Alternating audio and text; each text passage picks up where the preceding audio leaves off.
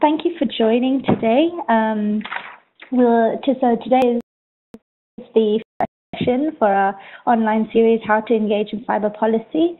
The basis of the series was to equip you with knowledge about actors, issues, and systems, and to provide you with the foundational knowledge needed to enable you to engage in these cyber policy shaping the discussion to be human rights respecting by design. We know that debates will each country, so we hope these videos and these Q&A sessions will provide a nice starting point for human rights defenders all over the world to kickstart debates on cyber policy within their own local policies that promote and protect human rights and security in a balanced manner. So the series has been open to all and will feed into the in-person training component of the overall cyber capacity building training program. A chance to gain clarity on the key issues and avenues for engagement outlined in the Asia video, and to provide a sort of starting point to craft your own engagement strategies back home.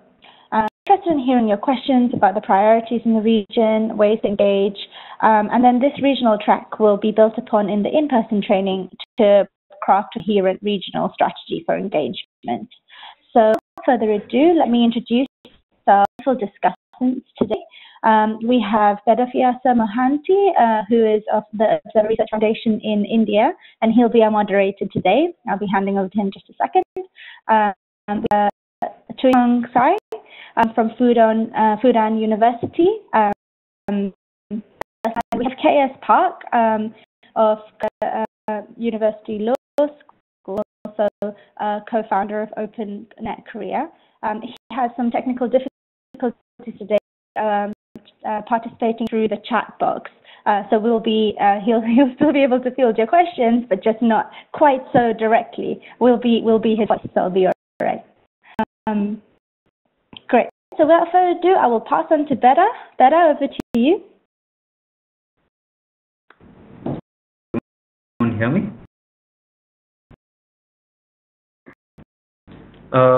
Thank you all for joining us today, and we're really excited to have this conversation with you.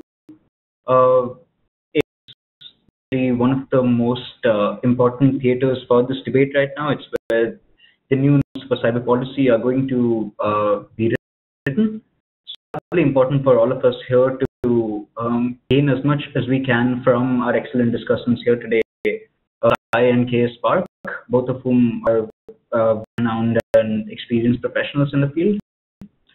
I mentioned earlier, the objective of this is to give a sort of way that things play out in the region and inform going. You must have all seen the video before this webinar, and as we recently stressed, it's difficult to make any generalizations about Asia as a region. That we to cover as much ground as possible and highlight the differences between countries in the region. See how I can find some point of coherence for the conversation. All right, so I think with that, we can probably move to our first few questions that we received over email. And if you have any further questions, please feel free to write them in the chat, and we will take them as we go forward.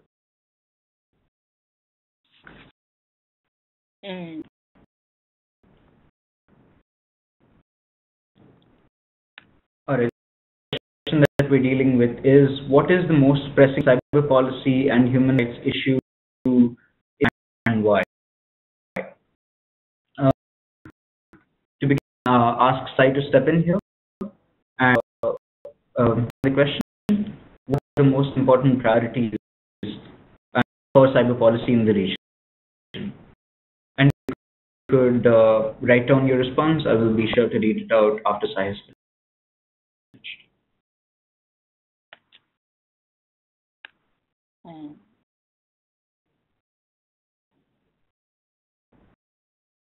Okay. First of all, let me thank you for inviting me to join this session, very interesting session. And yeah, this is a very broad question about what is the most pressing cyber policy and human rights issues for the region anyway.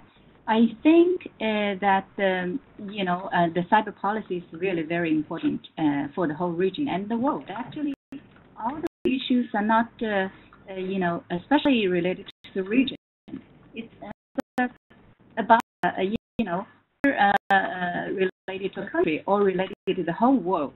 If you say that for this region, I think for Asia specifically, I think probably is not that very correct. And most cyber policy in this region, I would like to say that is most important is the relationship between development and security. And this is also, the relationship and a kind of balance that every country have to consider when they cyber policy. And as you know, that in this region we have many countries whose economy is not that very developed, and we have a lot of economic, social development issues that we need to face with, and also we have a lot of like inner stability issues. For example, that China, we have Tibet, we have Taiwan issue, etc. And then, as you mentioned, human rights issues. Of course, the human rights issues is important, and when a country wants to regulate the that issue will come up definitely, and we will be, for example, for the freedom of to information and also the freedom of expression, etc. So many issues that we can consider. We know that also now we see examples of human rights. For example, when we say that the hunt. I don't know if it's true in other countries, but here in China we have, if there's one case, one incident comes up, the netizen will try every means to do the manhunt, and I think this is a kind of human rights issue. And also for the privacy, it's also manhunt is also a kind of privacy issue. We, so everyone now uses internet, and we leave data on internet, and that might, if someone who has the ability to do data mining or do collect the data, this will be via privacy of many people. So this is so human rights issues related to cyber. I would like to say, for example, the privacy and the right to acquire information, and the right and freedom of expression. This quick.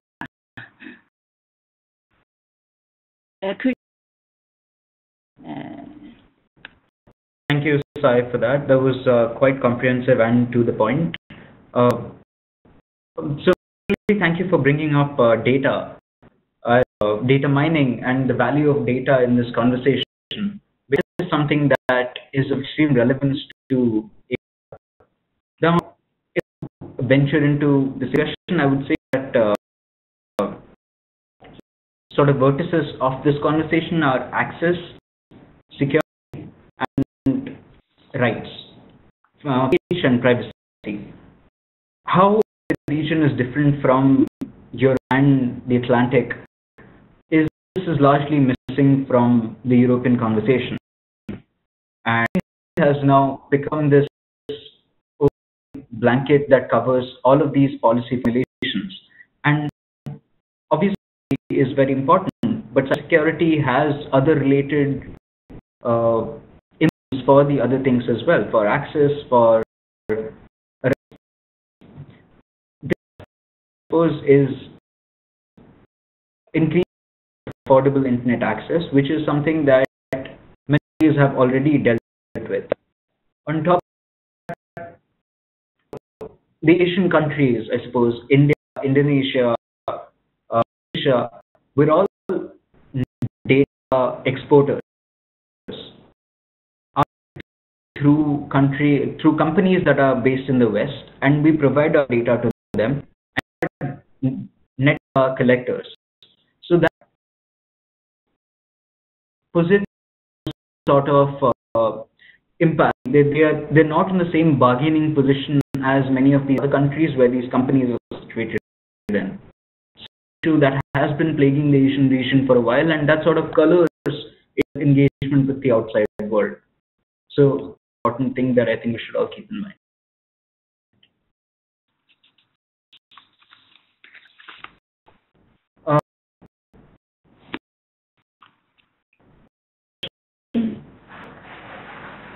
Pitch in when he can. Okay.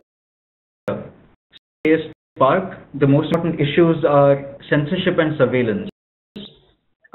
Which one is more pressing? India has a big censorship problem. Warrant doctrine has not been established.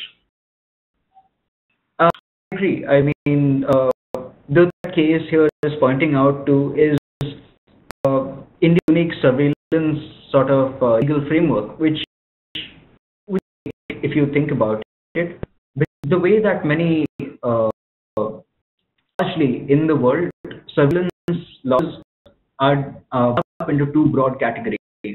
One is where you ask the judiciary to give you a warrant to people. The other is where you ask an administrative authority, which is executive member, someone in the government, to give that license to people. Laws like France, like Germany, like Pakistan, even one of the very few in Asia, have moved on towards the judicial mechanisms, where you have to apply to a court, and then the court allows you to surveil country. And the only commonality between these countries is that they used to be former colonies, but follow an administrative model of surveillance, which guards and the problem, especially from a human rights perspective, where free speech and privacy are implicated.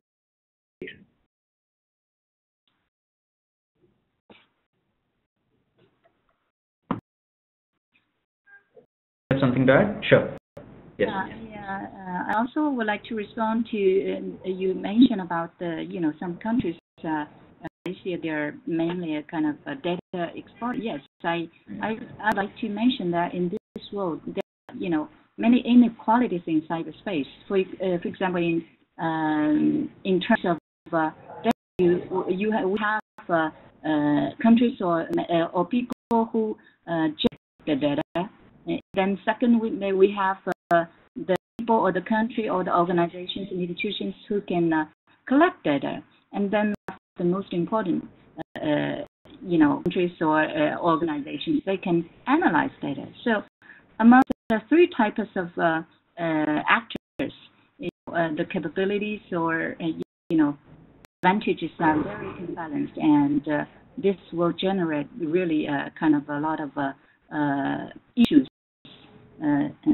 not in terms of the human rights or even in terms of economic activity, etc. And then Case mentioned about surveillance. I think this is also a very important issue to cover this session. Surveillance, I think, as we know that the surveillance, is becoming more and more non-practice for many countries, and it is going to be strengthened, maybe, according to my own observation. And I think it's kind of, I think, the problem is how to regulate that surveillance and how to find an institutional way to determine or what kind of things can be surveillanced or under surveillance, etc. It's not an issue of not yes or no. It's an issue of finding legal institutional mechanisms to regulate these things. This is my response. Thank you. Case has something to add. He has brought up, added on to what he said earlier, and he says that China has a big censorship problem. Although the size of the problem, all signals indicate that administrative bodies routinely request deletion of online postings without a legal standard. Surveillance and censorship problem.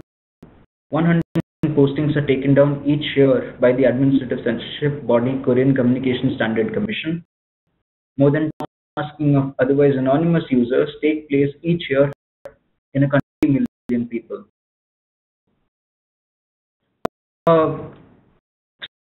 That I think case is completely on point here. That this so earlier that free speech and privacy are both implicated in the surveillance and censorship, and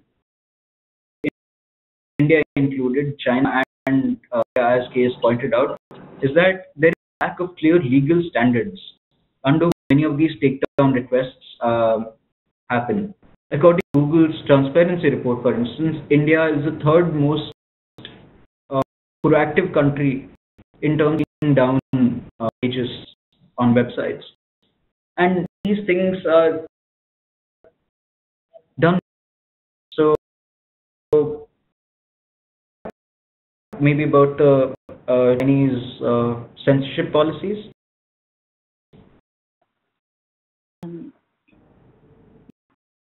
Yes.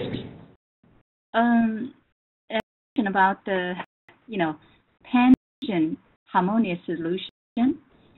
So about the censorship in China. First, let me talk about the pan-Asian harmonious solution. I would like to say that I would not agree with this because this would be impossible, I think, because every country has its own national situation, national condition, and national interest, of course. We in Asia we have different social institutions, and the economic development is different, and the digital readiness is different. Every country is different. So maybe diversity in Asia is just as diverse of the whole world in cyberspace. So I think it is impossible to have one pan-Asian harmonious solution for security or human rights or kind of unified goal. I don't think it's impossible. And for the censorship, I just mentioned that, yes, every country has its own condition. For China, it is a very big country, and we have 56 nationalities, and it is so big, and we are now also in a transitional period. We have a lot of contingency in aspects. So it is really very important for the country to be stable, to socially, economically.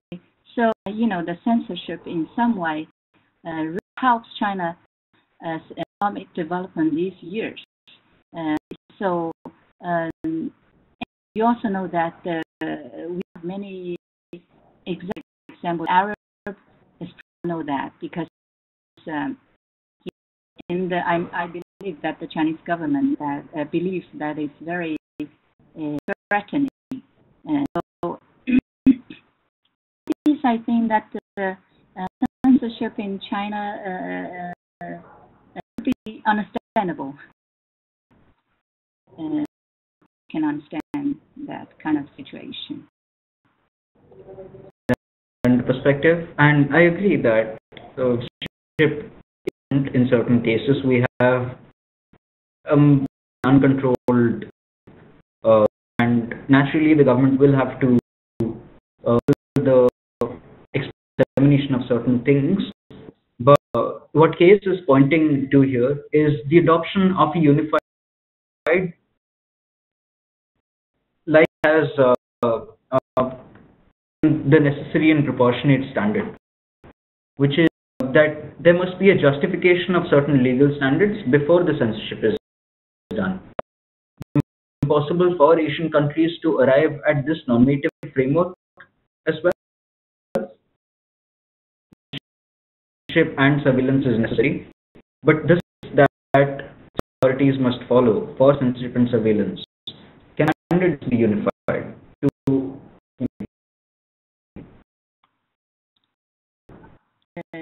for the censorship or surveillance standard, you mean? yeah, proportionality, like reasonable cause. This is also the video nations condition. For example, in China, Tibet is an issue. We think that separatist is a kind of that we have to do something for surveillance. But for other countries, this is not a problem for them. This is not a problem for them. So how can we get a unified standard? The surveillance issues. I don't know, but some principles maybe could be good.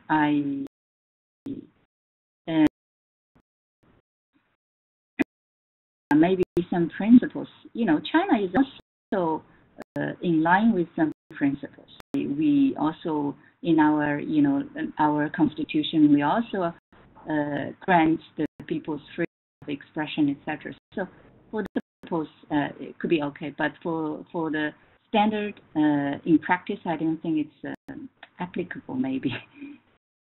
Okay. For that.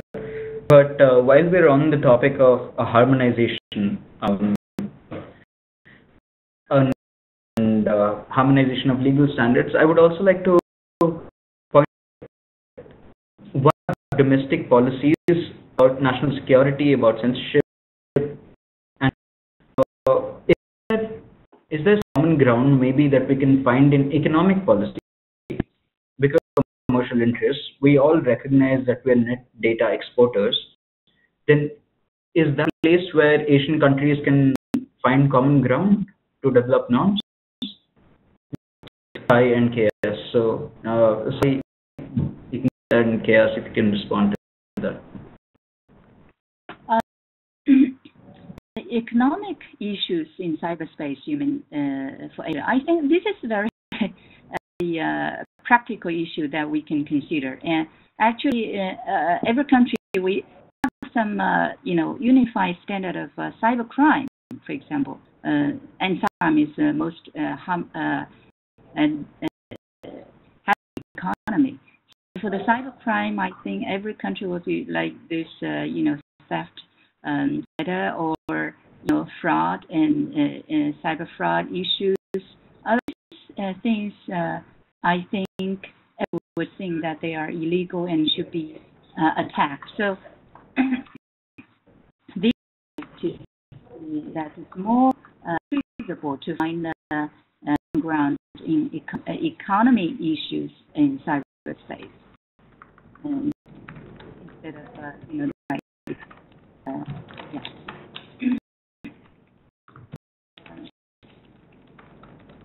But for every country, maybe economic situation is also a little bit different. But I just mentioned cybercrime, and then we have the same interest of safeguarding the cyberspace infrastructure, and this is our one common ground, and we have others.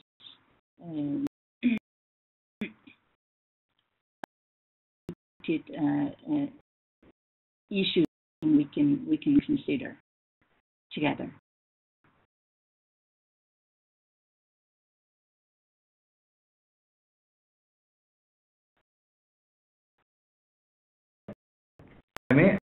Aliyah has been advocating for multi-stakeholder that we global and would enable trade over the internet, free trade over the internet. And this is very surprising because it's always established a multilateral stance when it comes to internet engagement. So the fact that Jack Ma proposed this is something that I suppose makes us all hopeful that perhaps we can find a society, industry, and government can come together together interests of their countries. Mhm.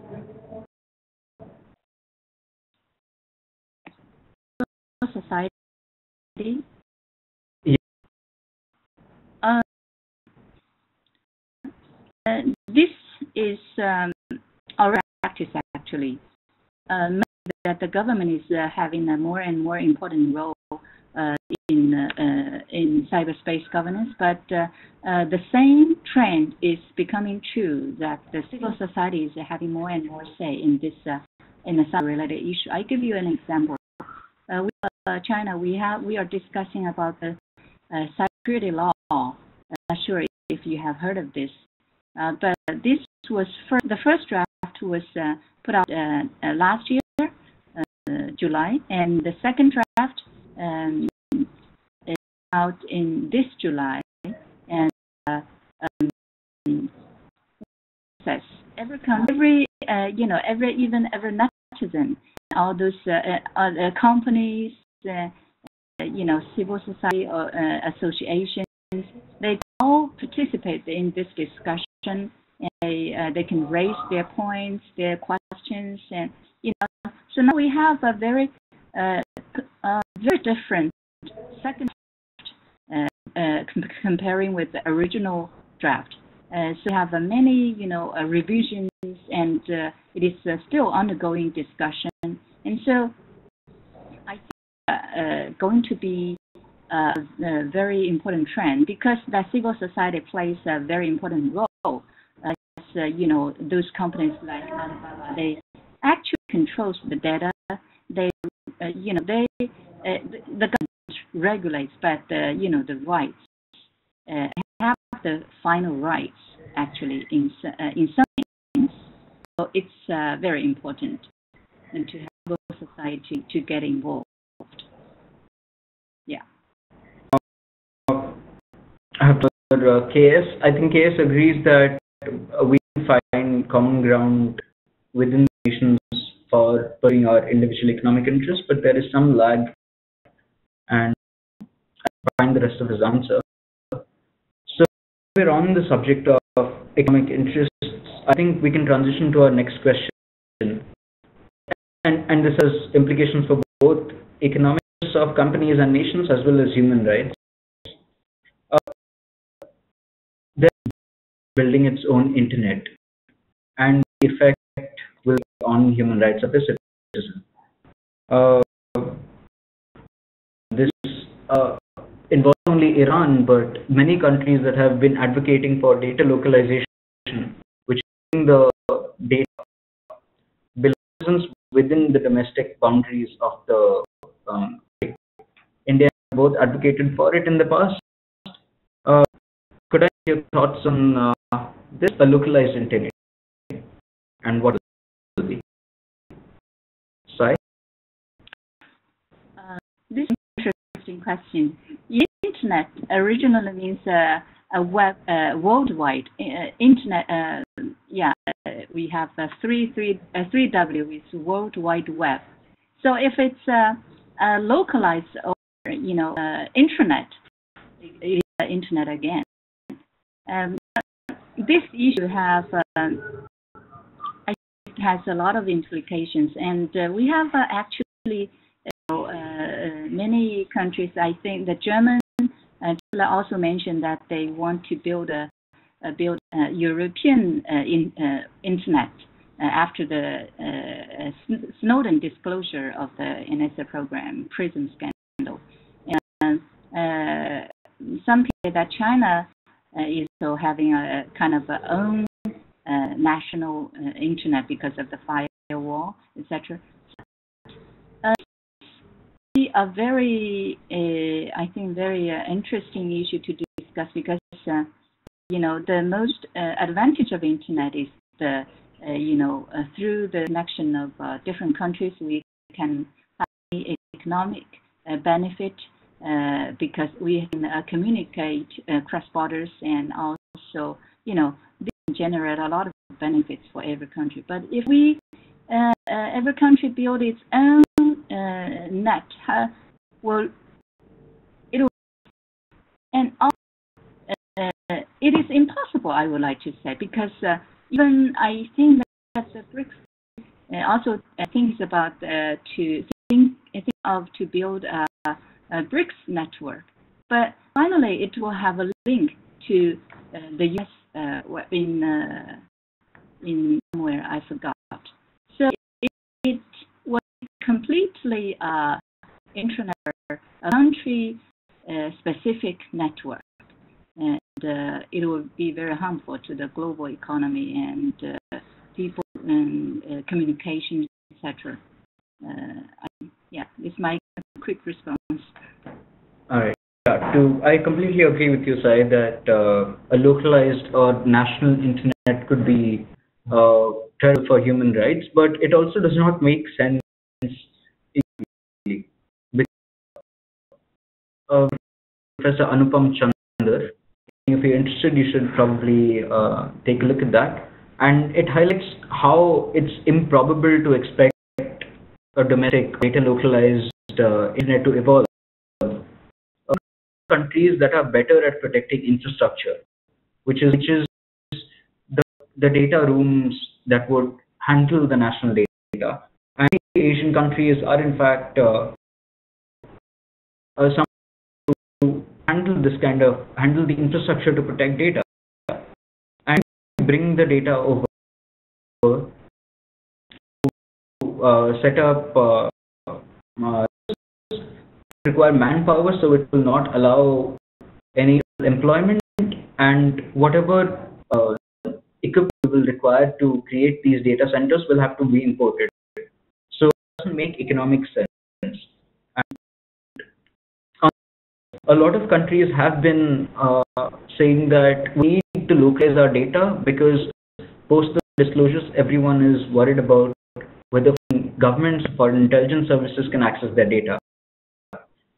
Well, countries have abused other people's data in the past. Guarantee that if you localize the data, your own intelligence services or your own countries will of abusers. So human rights implications of data localization are huge, and I know countries, including mine, have been pushing for it, but it's a bad idea.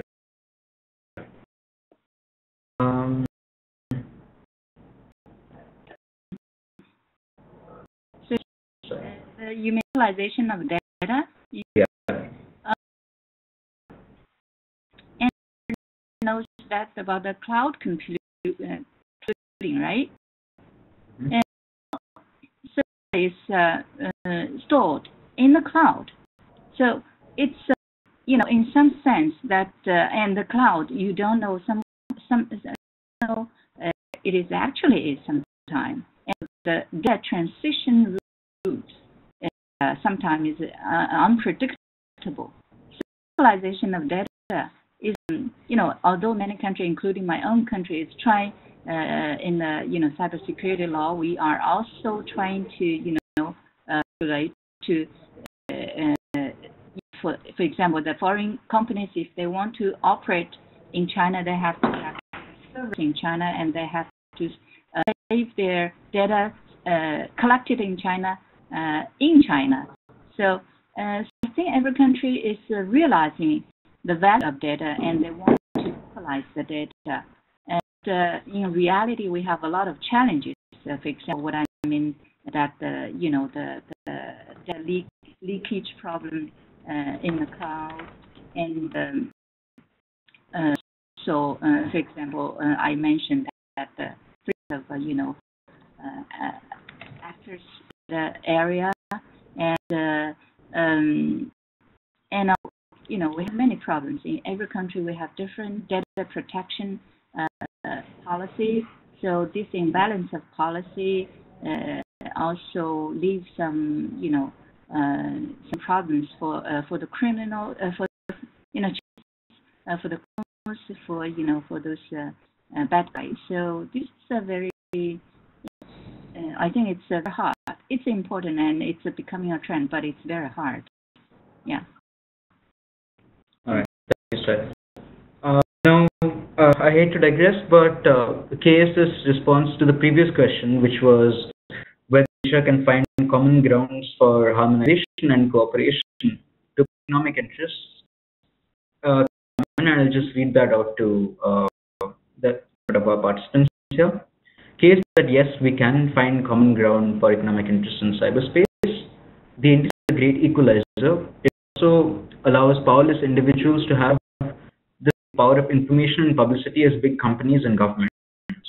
It, yeah, it does much abuse, but the power of abuse is shared more equally, creating incentive to restrain government websites trying to set to high standards. Internet is not just economic participation, but also political participation, which creates a more progressive or equality-focused citizenry. If institutions supported by genuine internet users tend to be more progressive. In Korea, the internet-supported presidents have been progressive. Equality, I believe, is one economic goal that people agree on. As a development economist, it is also an enabler of economic growth. Participate in political discourse and market economy is creating a more policy and market. Now, a very important thing here is that the internet allows certain rights to foster that would not otherwise. It also allows markets to evolve in a way that would not otherwise evolve in the absence of the internet. Which is a phenomenon that KS has pointed out, which I think we should come back to if we have more time, is internet. Is it that the politicians that fund the internet turn out to be more liberal or more in certain ways? And an important question: what is it about is it the nature of the internet itself that fosters a more pluralistic environment in which we can engage with politicians and we can assert our rights, talk to other constituents, so to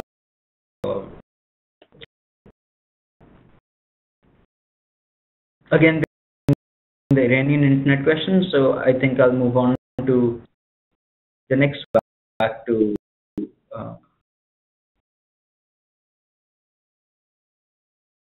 point.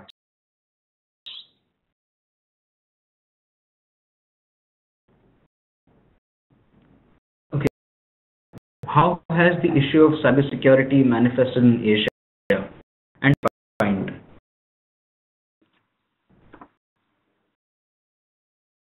The cybersecurity definition is, of course, I think the number one issue that we have to, have a common ground, to have a, better policy, unified policy, or unified narratives, etc. So, the definition of cybersecurity, there are various.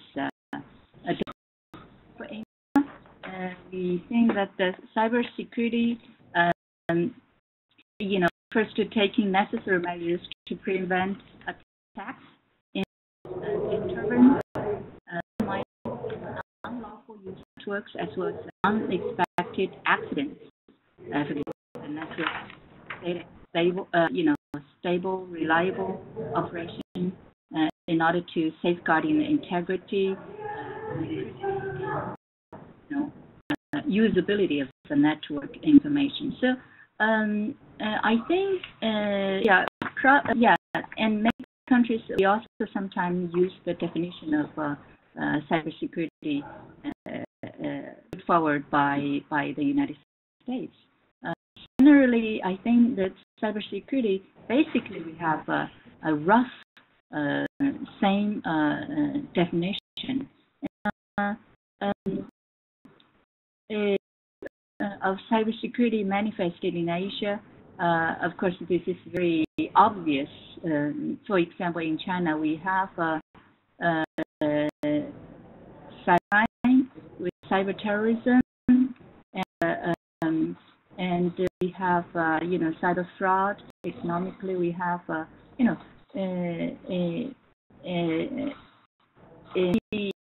many cybersecurity issues we can find in our country, and I believe that in other Asian countries we will have the same situation. And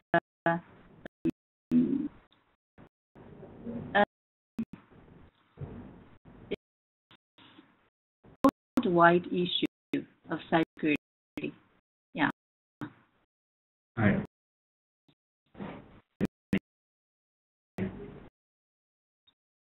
This is a worldwide issue, not only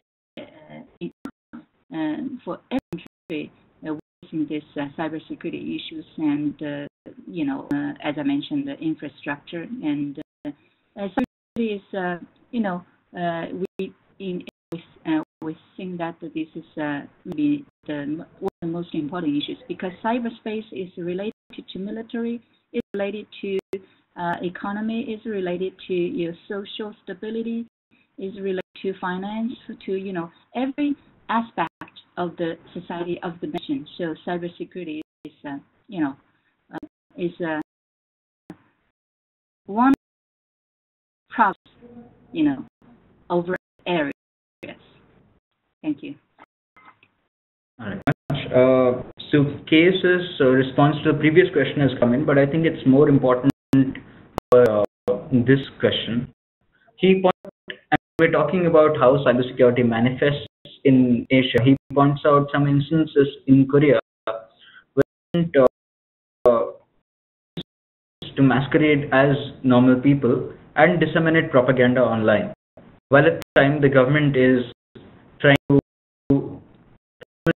discourse or genuine debates over the internet. And I, for one, can say that this issue is not unique to Korea. I mean, in India as well, you have, for the better word, we call them trolls on Twitter who disseminate government propaganda, who threaten to use and try to shut down anyone who's trying to start a discourse or a debate. And the thing is, because of the lax censorship laws that KS mentioned earlier,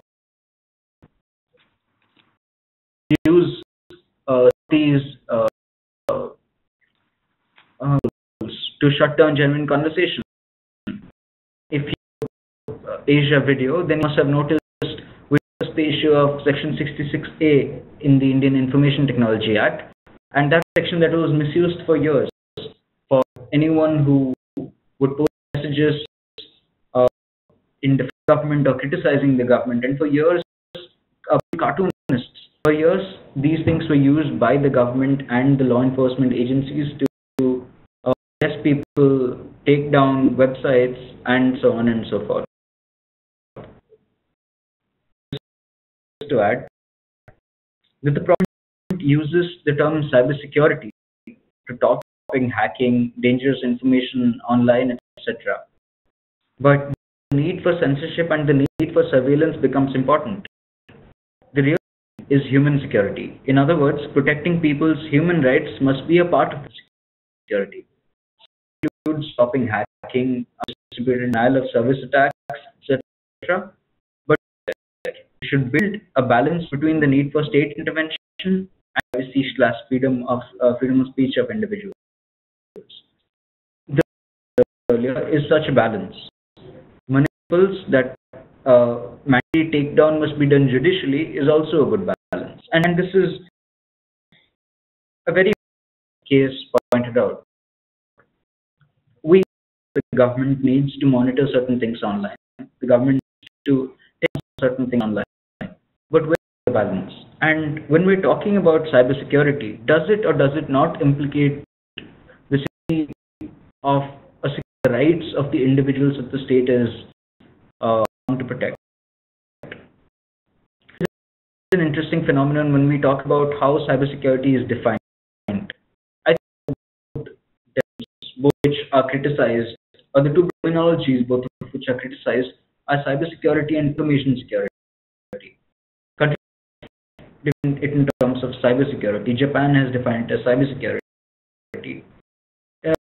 In their submission to the United Nations, used the term information security, which I remember in 2011 caused some controversy.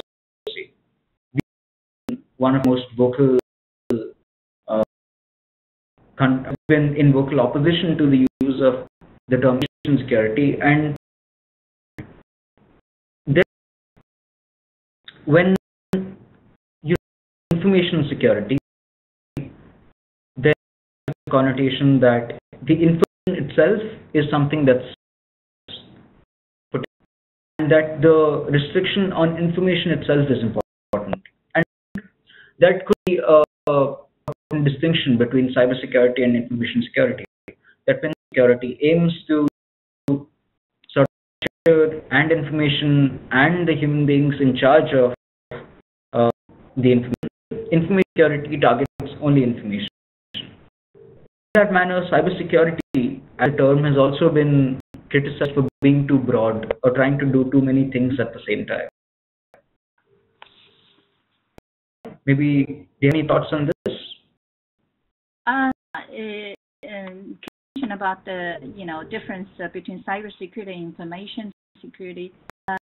Yes, these two terms are a little bit different, and it's right that the China use information security, but because of to have more unique narrative with the West, I think China is now using more cybersecurity in information security.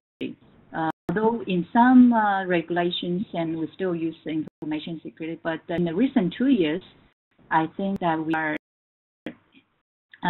we are trying more and more cybersecurity. For example, the leading group, central leading group of cybersecurity and informatization, and also all use these few organizations name use cybersecurity. So I believe that this is going to be a trend to have find narrative in this and why China like to use information security? Probably in the past, that China pays more attention to the content instead of the architecture of the internet. We have like censorship, surveillance of the content. So China pays more attention to this kind of content. So we like used to information security, and also the rest. I think we have the same situation, I guess. Yeah. Thank you so much. He also points out something else that's very important to human rights defenders in this space. It's the role the internet plays in revolutions, and he the Jasmine Revolution, which was right at the beginning of the Arab Spring, and he said on the internet are because people have found other means of undertaking the revolution. The internet was just a tool. He'd like to say that the internet was central to revolutions of these kind. That was the tool that enabled the revolution to have happened, and perhaps would have taken a very different nature if it had not been for that tool. We can perhaps move to the next question.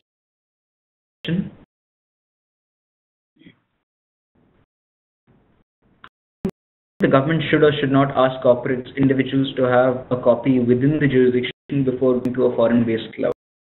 We have with this in our data localization question. I agreed here, Sai, KS, and I, that data localization is not a great idea because it doesn't make economic sense and implicates many human rights.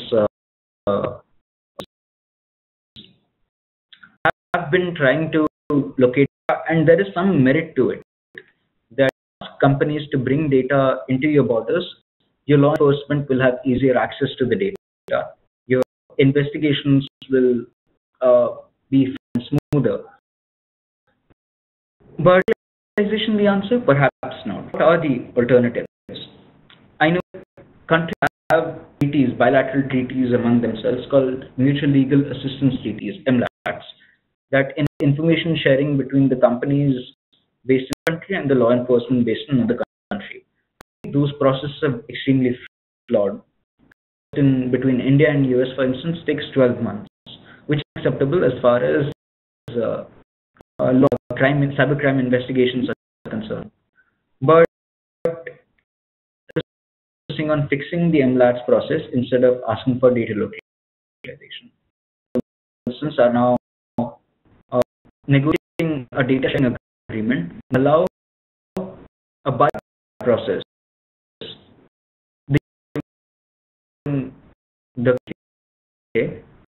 UK law enforcement agencies would be able to treat as if they were based in the US. They would have subpoena powers. They would have warrant powers that could directly go to the and ask them to provide the data necessary for cyber investigation. And perhaps is an important alternative that we can explore by engagements between countries instead of requesting that every company that operates or handles my citizens' data must bring in country. Okay.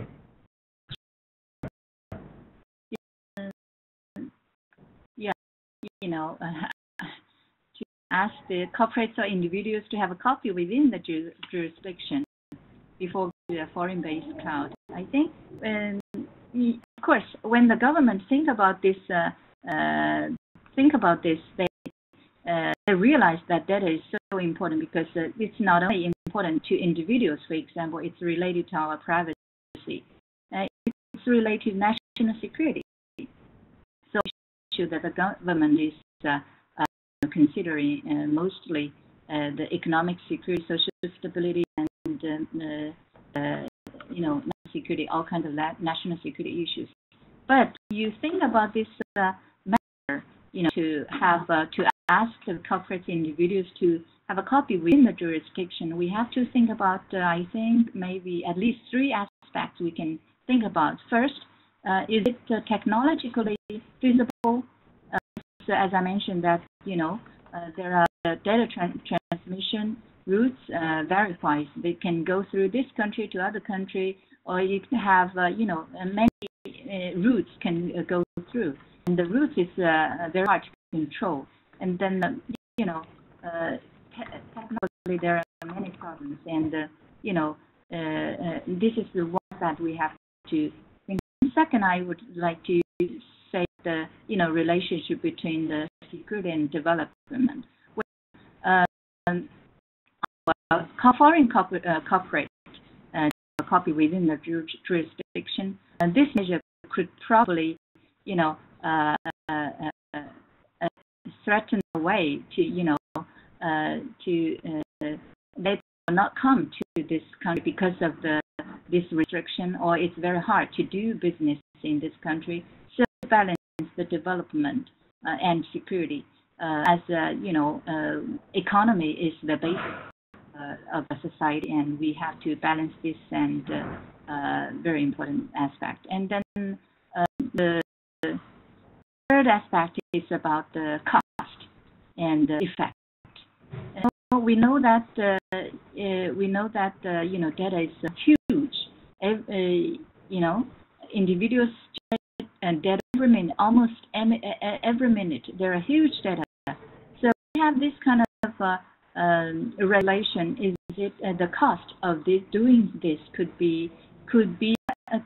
it balance the effect? Is it worthy to do so, etc.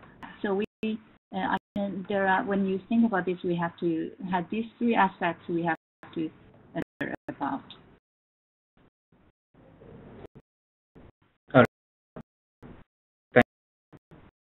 We can move to our next question then. Crime is becoming a very big problem in Asia. How does this in a way that doesn't undermine human rights? Sorry? Yes. Over to you. How do we address this in a way that doesn't undermine human rights?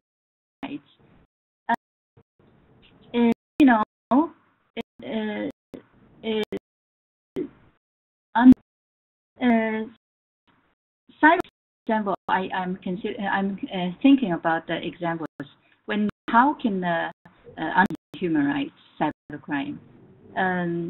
We do a kind of surveillance to find some cybercrime signals. Probably you will undermine human rights. That is probably one case, right? So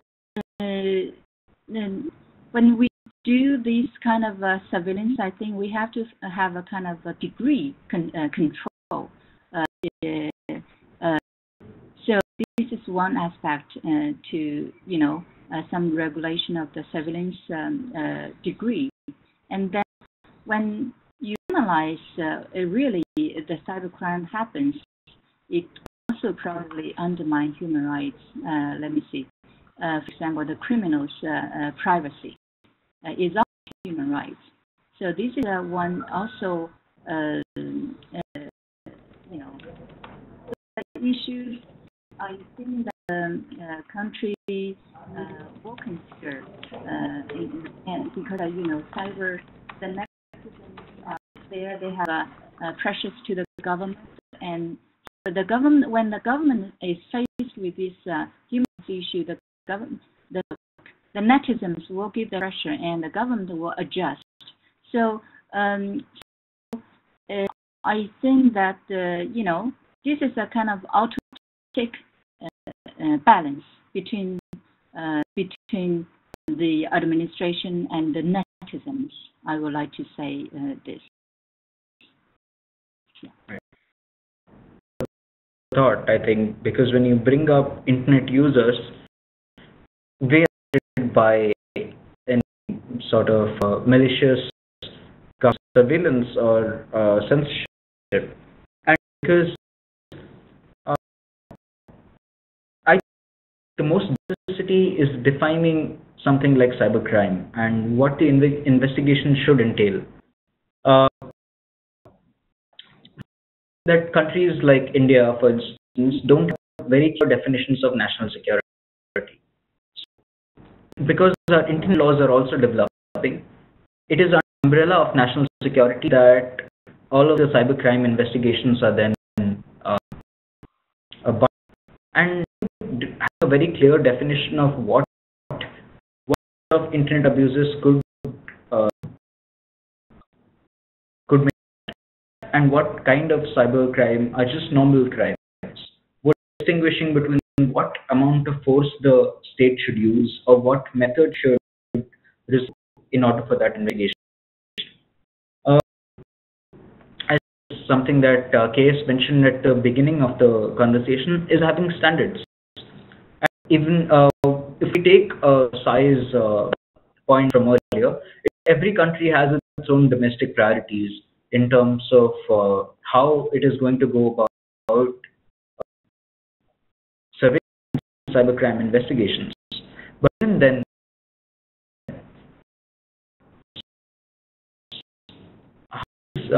limits be set down in India that we don't have law enforcement or national security agencies are and for prosecution. I think a good starting point to identify exactly who has access to your data, and then who is authorized to grant the permission for interception. And these kind of questions that we must take care of from the outset before, if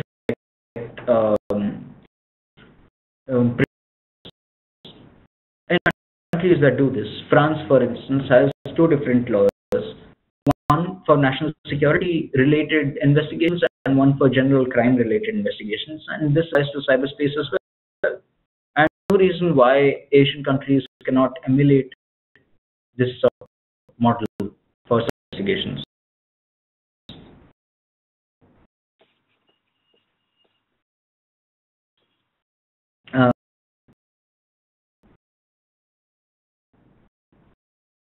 So I want to point out wants to point out that Korea's National Intelligence Service, yes, is the Strategic Intelligence Agency of South Korea, and that it has a wall of secrecy protecting its operations from scrutiny. What that the KNIS uses its surveillance technologies the voicer. So this is an important aspect as well. Not only I mentioned that we need to identify which law enforcement agencies or national security agencies are authorized to access data, but that they have a certain amount of oversight, that even if you just not be aware of what the activities of the law enforcement agencies are, subject to another body which can oversee, even in secret, what these are. For instance, the US had the FISA code. Now, people argue that the FISA code wasn't very effective, that it got all requests and never rejected any, but the systems existed. Systems need to be emulated. As defenders, what we need to do is we should write to our governments. We can ask them to implement these policies, set up bodies, and insist that we have some sort of oversight over who to handle our data and has access to that data. Add that a warrant doctrine that we have when you ask for oversight over agencies or law enforcement agencies, it is always a good rule to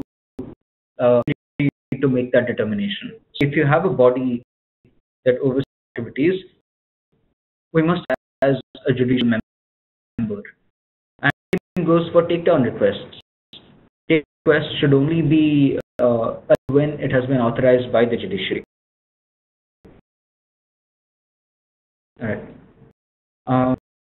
Do you have anything to add? No. Yeah. Then we can move on to our next question.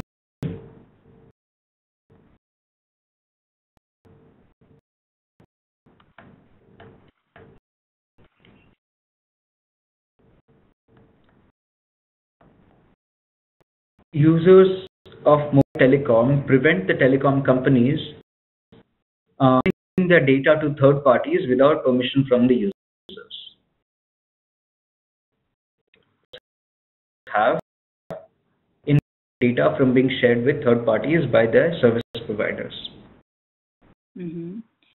This is becoming an issue. It's important to everyone because every one of us use mobile every day.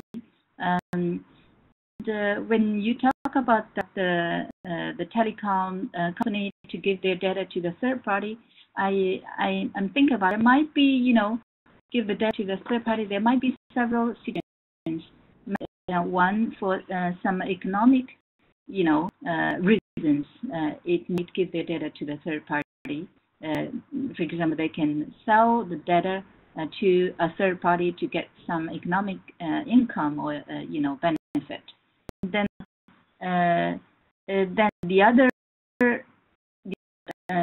case or situation might be to give their data to the government. Government is also the third party because of the national security reasons. So it might, yeah. So very easily, I think. But how can we, as users, how can we prevent the ultimate? You don't use the mobile, then or if you use the mobile, you just use it for for chat, for talking, not for internet connection. If you connect to the internet, it might happen, and even but even for talking, it might happen too. So technically, it's very hard to stop this, prevent this trend, this possibility. And then, secondly, I think that very important for these telecom companies to have a kind of self-discipline, as they want to, if they want more users, long run, to have a sustainable development, growth of their company, they should have a kind of a self-discipline to guarantee the users not to give their data to the third party without the permission from the users. I believe that many companies, for example, in China, they have the kind of a self-discipline. And then thirdly, of course, we can the government to have kind of external regulations for the company to abide by, not to give their data to the third party. And I think that it's also very important. For example, in China,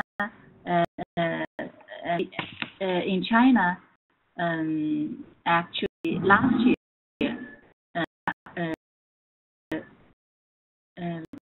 in what year? In 2000, I think in 2000 and the decision of the Standing Committee of People's Congress on strengthening the protection of network information. So this is a kind of external regulation posted by the government on these telecom companies. I think the question of their self-discipline, the external regulations will help. Yeah, of course. I think the individuals do not have options. Right. Thank you, sir. I think refers to third parties, but who exactly are those third parties?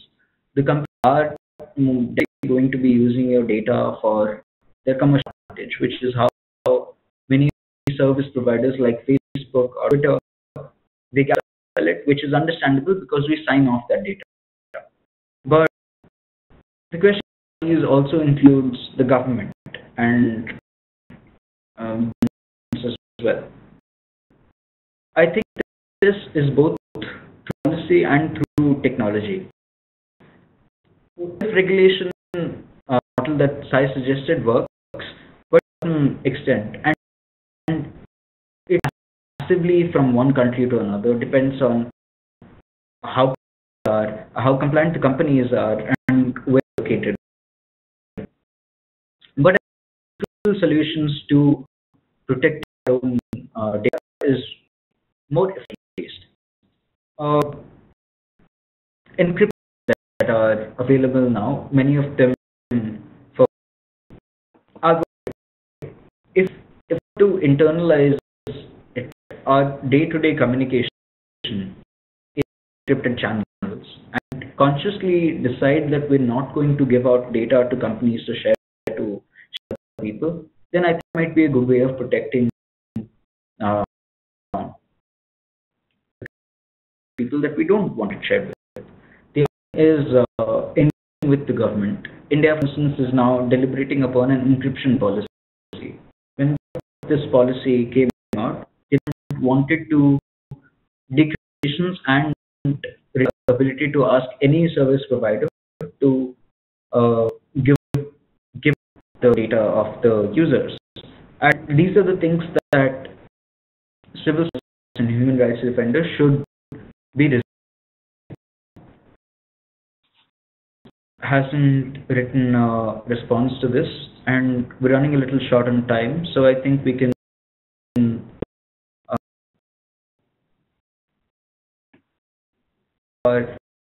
next. These are more general questions, but I think they are more relevant to our participants here.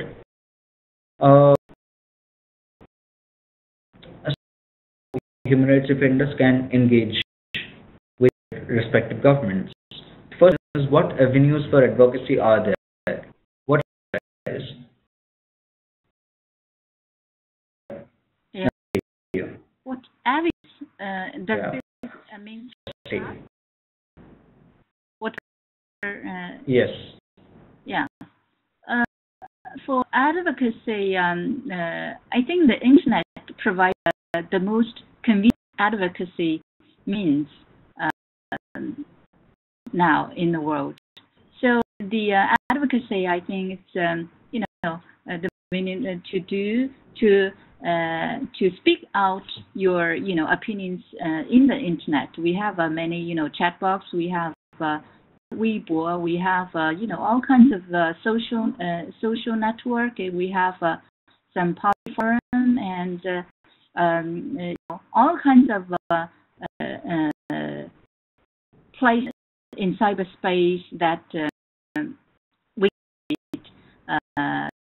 for advocacy. And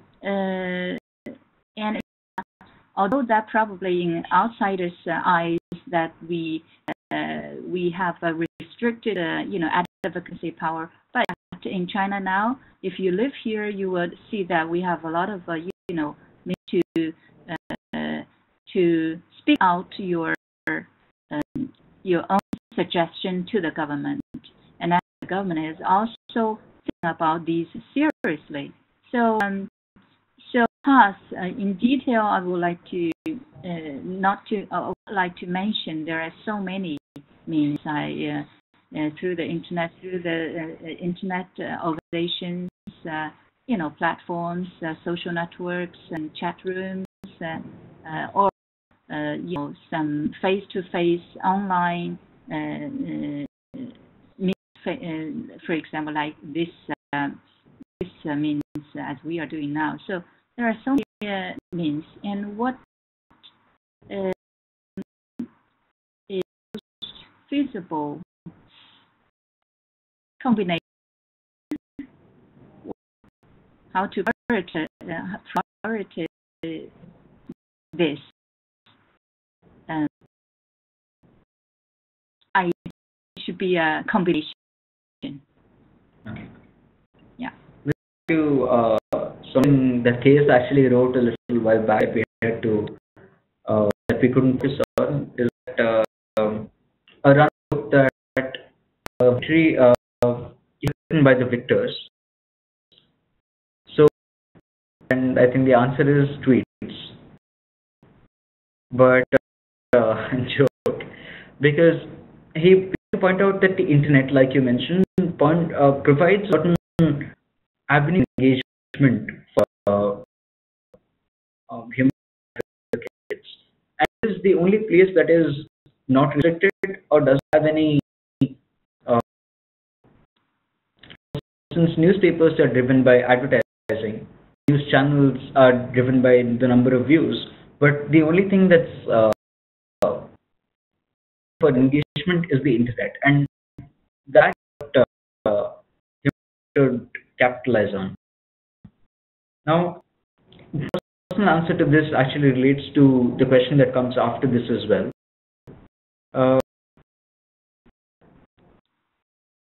Of strategies and methodologies for comments to bills and campaigns among various organizations and countries. The engagement over the internet is one very important way in which you can comment bills and policies of the government. I would like to take the example of the campaign that played a year ago, when the Indian government net neutrality policy was certain. The campaign was called Save the Internet, and what they did was they website where anyone could go, read a certain response to the government, and click on it, and it would go into the mailbox of the telecom regulator, the Telecom Regulatory Authority of India. The email will go there, and every person who sent that email also has the option of making any modifications or putting in personal opinions and they wanted to write to the government. But if you create a sort of a unified platform like this, which is only possible over the internet, then people can gather.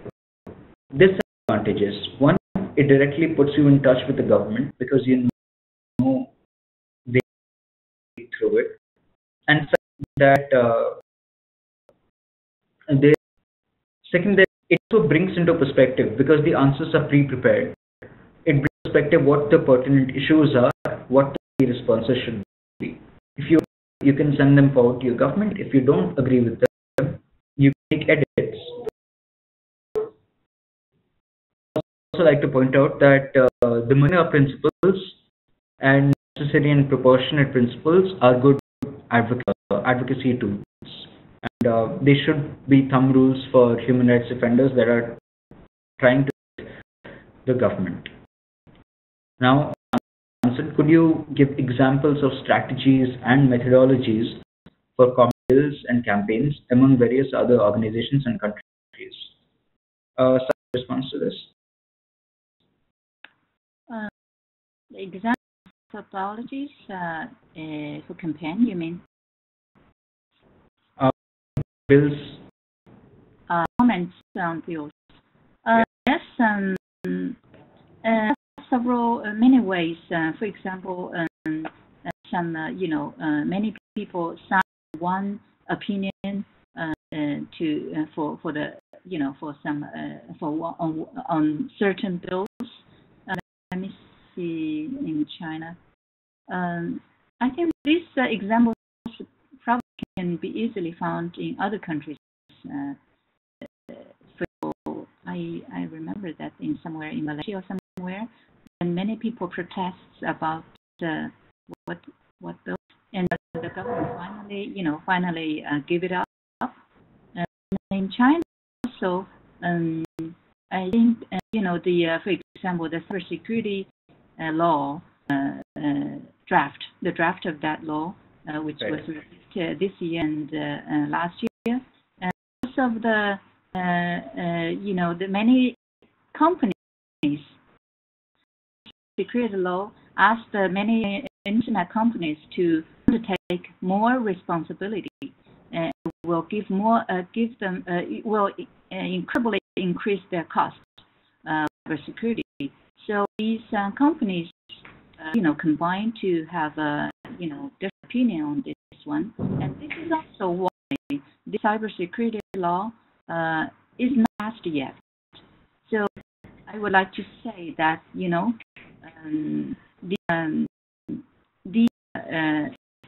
measures really have the effect for these bills, right?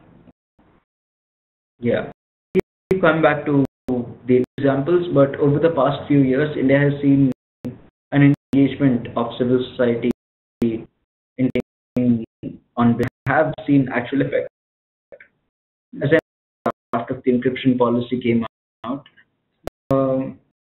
it was too unrestricted, it was unbound, and members started writing newspaper articles and columns and sending direct comments to the government.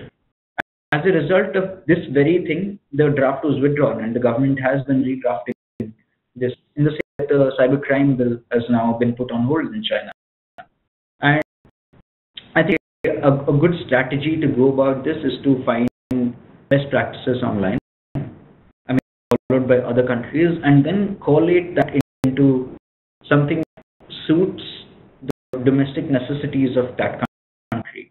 In this way, that a response from civil society becomes more acceptable to if it is contextualized to the needs of country input.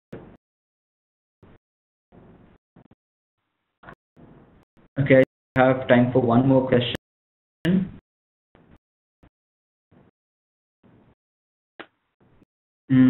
Okay, the question that we will take is,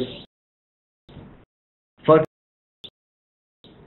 what do you consider to plan campaigns?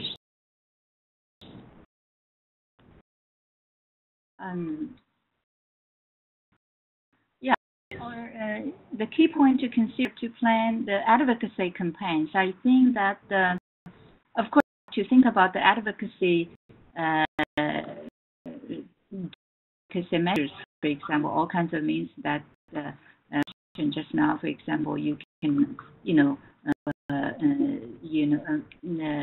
collective emails, and you can online protections or all kinds of things. Most important, I would like to mention is to do study before you do the advocacy campaign, because those unwise policy, many of those unwise policies are because of the ignorance of the situation, or, for example, for the policymakers, they do not know the technology issues. They the out of their mind. They do not understand the real technological problems behind that. So, to say that the most important thing is one is to bridge the technology and policy. And secondly, is to do more research, to give more background, give more, comparison, background, etc. To do more study research on the related policy issues and give more input for the government for the policy. So it's more important than just simply to think about the measures, measures. Yeah, this is my response. All right. Yes. Campaigns have proven to be massively successful, and they are a great mode of communicating with your governments. But the disadvantage of the internet is that the attention span of the average internet user is very low. Any sort of campaign to be successful, it has to be researched, must incorporate practices followed elsewhere and contextualized for that country's needs. It must also be effectively communicated, is what I. So many of these are, especially to technology policies, many of these things are extremely complex and may not be within the grasp of someone who spent time understanding it. So the responsibility of the communications team should ideally be breaking down these ideas for the campaign into smaller bits, into easily shareable formats, and these ideas. So the campaign should consider infographics that enforce what the organization's take on law or policy is. Now, excellently make videos about a certain issue that captures a conversation within 2 minutes. Other people can then learn from it and then go and do their own research. Or, in instance, the Save the Internet campaign partnered with security groups. Now, it might seem trivial, but the more you got, the more people understood the neutrality as an issue and then went on and did their further research. So I think these are sort of things to keep in mind for civil society advocacy groups. Keep the information short, precise, comprehensive, and as I mentioned, extremely well researched. Because if the information that you're trying to disseminate is not relevant, then point in campaign.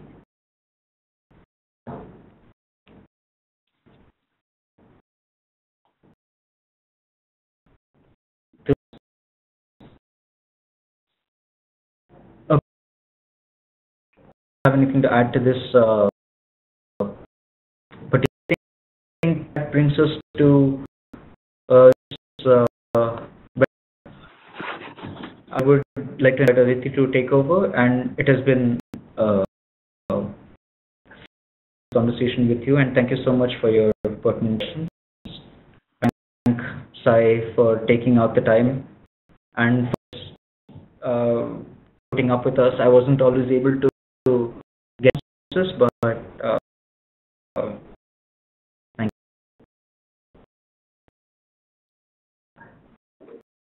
you. And I am Tiana for building what discussion in the end, technical difficulties and topics we covered. It's really discussion. I hope you all enjoyed it. It is the last Q&A session, and this has been recorded. It will be posted on. So you can be else is doing discussion. Do share it once it's up. It will be uploaded to the Twitter. Watch this space. Twitter, Facebook, and our website. We'll opportunities or any future risks that we file. Thank you. And yeah, hopefully see you in the next stream. And Danny, Sai wants to say something. I just want to emphasize that this does not represent the opinions of my university or my government. This is only personal. Thank you. Thank you. Thank you, Danny and Aditi, for putting together this entire series. It has made me to watch your videos, especially the regional ones that I had no idea about. Thank you so much for taking the time. Yeah.